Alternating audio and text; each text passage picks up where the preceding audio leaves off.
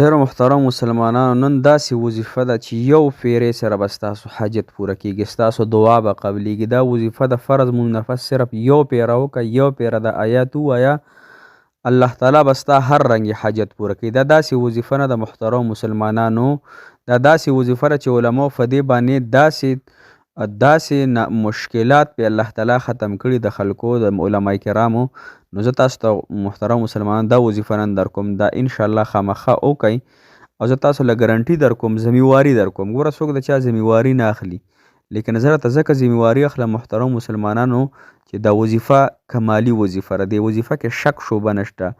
دا وظیفه داسې مولیانو ذکر کړې محترم مسلمانانو چې هغوی وایي چې زمونږ سټ ونیسئ، تاسو زمونږ د قیامت په ورځ مرۍ ونیسئ که ستاسو حاجت سره پوره نه شو. نو چې یو کس دومره ذمېواري واخلي چې زما د قیامت په ورځ ما د مرۍ نه ونیسه یا که ستا حاجت پوره نه شو ما د سټ نه ونیسه، نو محترم مسلمانانو دې کې به خامخا یو قدرت پروت وي که نه. نو انشاءالله دا قدرت درته ښکاره کوم، یعنې دې وظیفې هغه طریقه درته ښکاره کوم. انشاءالله دا تاسو د فرض منفس یو پیره وکئ او که ډېر سخت حاجت مو وي صرف 300 پیرې وکئ په دې ترتیب سره.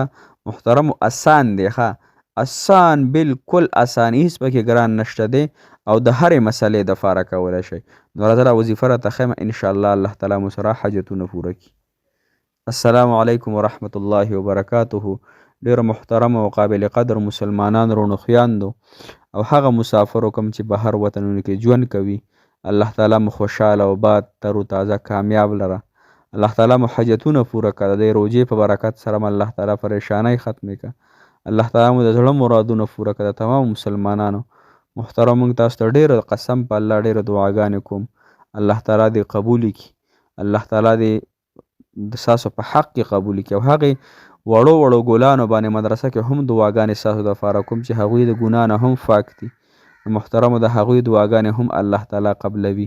او که چاته د ختم وغیره ضرورت وي انشاءالله موږ ورته خاص د الله تعالی د رضا دپاره کوو.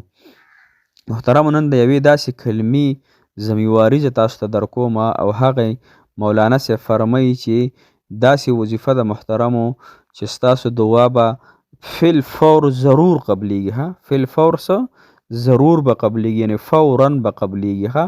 خو هغه دعا به نه قبلیږي کومه چې الله تعالی په علم کې وي چې د انسان دی کې خیر نشته، د الله تعالی په علم کې وي چې د انسان دې سیس کې برکت نشته، د الله تعالی په علم کې وي چې د انسان په دې سیس کې هغه کاروبار کې یا بل سیس کې فایده نشته، نو هغه به الله تعالی نه قبلوي. بل نور چې ستاسو پکې څومره خیرونه هغه کار به الله تعالی فورا قبلوي.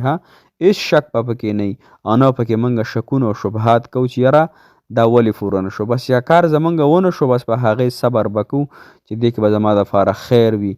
هغه ما خپل الله تعالی ته حواله کړو، الله کو خیر مې پکې ترې وکړه، کو خیر مې نه الله ته یې مه کوه. کو تاسو ته دغه رشته میلو شي یا دا بل څیز میلو شي یا دا بل څیز ستاسو کوم حاجت دی خیر دی پکې نه، نو بیا به سبا لاسونه مړوړئ یا دې پکې صحت نه سار له بیا بیمارې په کټ په پروت یا به دې پکې د بچو ژوند ښه نه یا به دې پکې خپله زندګي نه. لہذا چې هر کله تاسو دعا غواړئ، تاسو یو حاجت طلب کوئ، نو الله تعالی ته عرض کوئ الله د خیر کار را سره وکړي، الله دې کار کې مې خیر وي د دنیا او د آخرت، نو الله ته یې وکړي. کو خیر مې پکې نه الله زما ته زړه صبر کړي، الله زما له د خپلو خزانو نه بل بهترین څیز، بهترین نعمت، بهترین بیخ یا خاوند راله راکړي. نو راځئ محترم مسلمانانو انشاءالله چې دا وظیفه ډیره بهترینه او تاسو به جنید جمشید رحمت الله علیه تاسو پیژنئ، هغه هم په دې وظیفه باندې ډیر تاکید فرمایلی دی چې زما مرئی ونیسئ، گردن مجھے گردن سے پکڑ لینا اگر کسی کا کام نہیں ہوا یا دعا قبول نہیں ہوا. صحیح شوه. دعا دپاره هم طریقه راته ښیم او د حاجت دپاره هم. دعا دپاره طریقه دا د محترم مسلمانانو هر فرض منفس تاسو یو پیره وایئ. صحیح شوه. ستاسو ته به ښې رشتې م الله درکړي، د بچو دپاره یې وایئ، د زامنو دپاره یې وایئ، زامنو د کاروبار دپاره یې وایئ، زامنو د پریشانو دپاره یې وایئ، د خپلو ټولو ما تحت او کوم حاجت چې تاسو ته دی د هغې دپاره تاسو ویلی شئ. یو پیره څه ګرانه ده یاره، یو پیره خو څو خلک د دنیا وظیفې کوي، نو یو پیره به څه شی دی. او کم از کم کو تاسو یو پیره وایئ په ړمو پې اوبه نه څکي، نو کم از کم 11 پیرې د هر فرض مونږ نفس تاسو په ګوتو باندې وایي انشاءالله د هغې نه فورا بس تاسو دعا الله تعالی قبلوي. اوس څوک سخت مشکلات کې راګیر دی، سخت بیماری کې راګیر دی، سخت ټینشن کې راګیر دی، سخت مصیبت کې راګیر دی، سخت داسې یو لانجه کې راګیر دی چې دی وایي نه ختمیږي نه کیږي وظایف کار نه کوي. نو یو خو دا خبره د ذهن نه وباسو چې وظایف کار نه کوي. وظایف ټول کار کوي، ما تاسو کار پرېښی ما تاسو کار پرېښود دی د الله تعالی په ګناهونو سره مخته یي. الله تعالی چې کم د خفګان نښې دي هغه نن زه ادا کوم، موږ یې ادا کوو، نن ټول ګناهونه فالو کړي دي محترمو. نو انشاءالله الله تعالی هر حاجت پوره کوي. دا به قطعا نه وایي چې ګوره الله نه پوره کوي. دا په خپله په دې خبرې باندې ګواهي ځانه به ګواه نه سازو. صحیح شوه، الله تعالی کوي بیا ما کې فرق دی. زما ما کې فرق دی، د څه وجې نه به الله تعالی زما حاجت نه پوره کوي. نو که چا سخته ګوره لومبی خو تاسو ته مې چې دعا د قبلېدو دپاره صرف 11 مرتبه یا 2 پیرې میلی شي، 1 پیره میلی شي، 100 پیرې تاسو ته ځان یې ویلی شي. صحیح شوه، هغې نه پس فورا به د الله تعالی دعا قبلي. او که څوک سخت حاجتمن نو 11 پیرې د درود ابراهیمي، بیا د 314 پیرې دقه زرته خیمه هغه دعا به وایي، او بیا د هغې نه پس بیا 11 پیرې درود ابراهیمي، او بیا به هغه دعا وغواړي د خپل حاجت، د خپل مشکل، د خپل غم، د خپل کومه بیماري ده یا څه شی درته دی، انشاءالله هغه ټول په ټوله به الله جل شانه ختموي، او ضرور به یې ختموي. یو داسې منګڼتو وظیفې محترمو، یو کمالي وظیفې وظیفه به تاسو ته په سکرین باندې هم ښکاري. دا د قرآن یو آیات دی، یو اسان آیات دی، 1 2 3 4 5 6 اووه ټکي دي.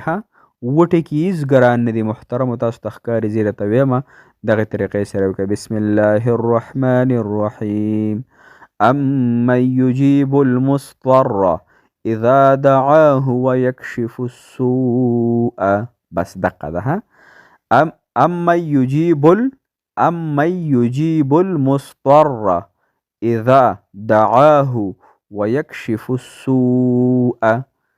انشاءالله محترمو یقین سره یې وکړه چې الله ستا د کلام حصه ده. الله مانه امیده مه لیږې د خپل در نه، مالکه الله په ما باندې خپل رحم او فضل او کرم را باندې وکړي. الله ډېر زیات خفه یم. الله ته زما دې روجه کړي، او د روجې نه پس یا الله زما دا حاجت فورا ته قبول او مقبول وګرځولی کړي انشاءالله محترمو.